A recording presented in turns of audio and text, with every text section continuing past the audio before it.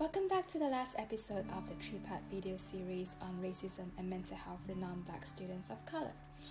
As a colony-born immigrant, a non-Black therapist of color, and a self-identified mental health justice activist, my work has centered on the needs of marginalized and minoritized communities. Whenever issues of racism come up, one thing that I hear a lot in the non-Black communities of color, including my own community, is why should we support Black Lives Matter when Black people haven't spoken out about anti-Asian racism or anti-Latinx racism? Comments like this suggest that there is a lot of unpacking that needs to be done even within the BIPOC communities.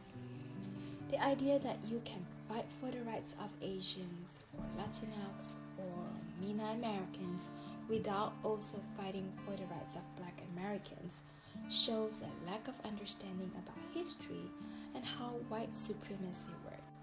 White supremacy is a structure founded on the oppression and subjugation of Black people. When we fight for the liberation of Black people, we are disrupting the whole system, the same system that also oppresses Asian Americans, Latinx Americans, Arab Americans, etc. So when we fight for the healing, wellness, and liberations of Black communities, we are also fighting for the healing, wellness, and liberations of our own people. This last video is intended for all of you non-Black students of color who are ready to begin the anti-Blackness, anti-racist work and learn to be an ally to the Black community.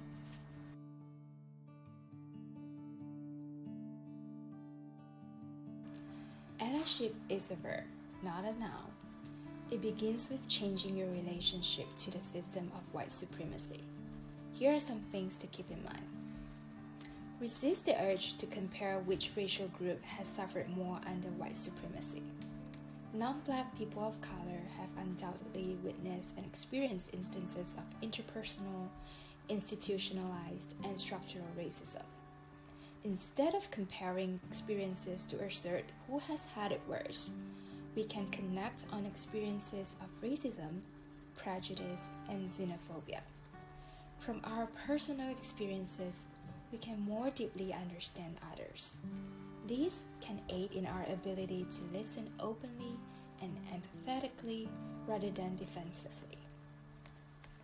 Listen and amplify Black voices. In order to make progress, it is important to openly listen while also using whatever privilege we do have to lift up Black voices. This could mean creating opportunities for cross-racial conversations and collaboration. Allies can also share posts from Black speakers on social media. Have conversations with your friends, family, and community members. Now, this is the difficult part.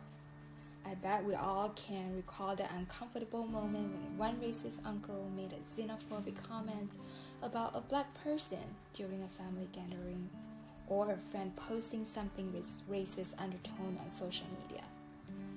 It is difficult to talk with individuals in our lives who support anti-Black beliefs, yet it is so necessary. I understand the need to preserve relationships sometimes can be the barrier to having this challenging conversation. Therefore, having some tools and strategies may help increase the chance of you taking that risk in your relationship. One way of starting the conversation is choosing who you want to talk to and how. Start with someone who you know well and trust. You will feel better equipped to engage in more conversations as you have them, and you don't have to address your entire family or friend group at once. It may also help by patiently acknowledging the trauma inflicted upon non-Black people of color by a system of white supremacy, while also consistently recognizing prejudice towards Black individuals within the non-Black people of color community. Helping the other person see that this need not be mutually exclusive. Most importantly, accept that change may be slow, yet it is necessary for these conversations to be intentional, gentle, accessible, and ongoing. Finally, contribute in ways that fit you.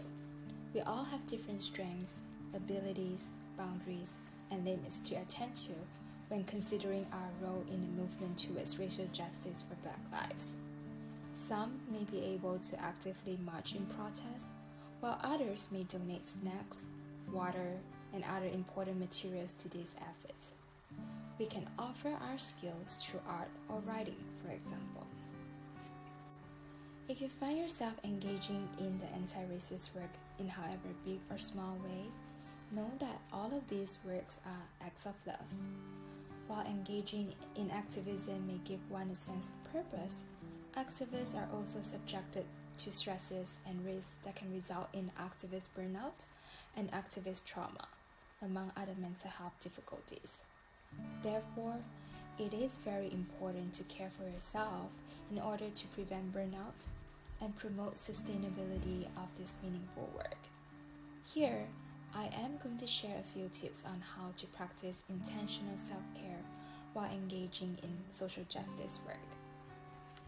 First, attending to your personal physical care is good activism. For example, tending to healthy eating, exercise, sleeping, hygiene, maintaining medical and other personal appointments.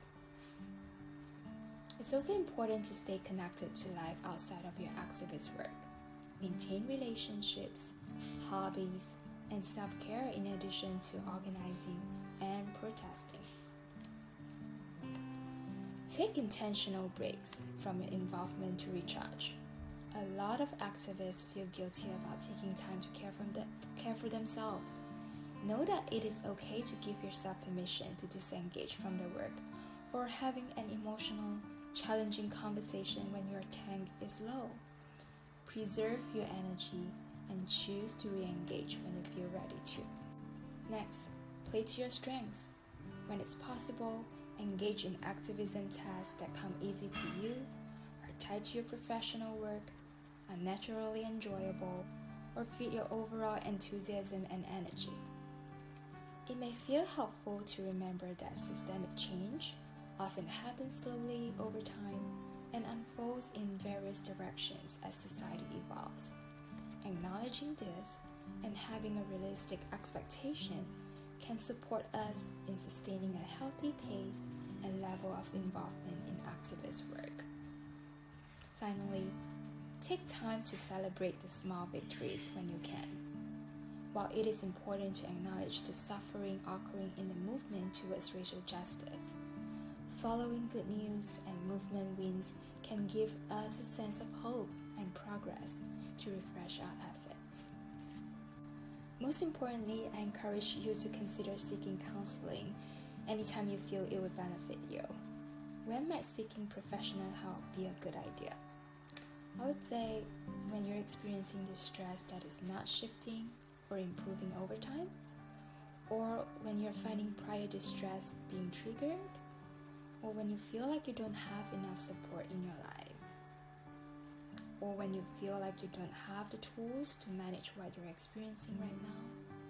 Maybe when your symptoms are impacting your well-being, such as your sleep is being disrupted, you're overeating or undereating, or you find yourself using substances as a way to cope. You can call the Counseling Center at 410-704-2512 to find out more information about scheduling an appointment. Thank you again for watching our videos. Don't forget to follow us on our social media pages. Bye!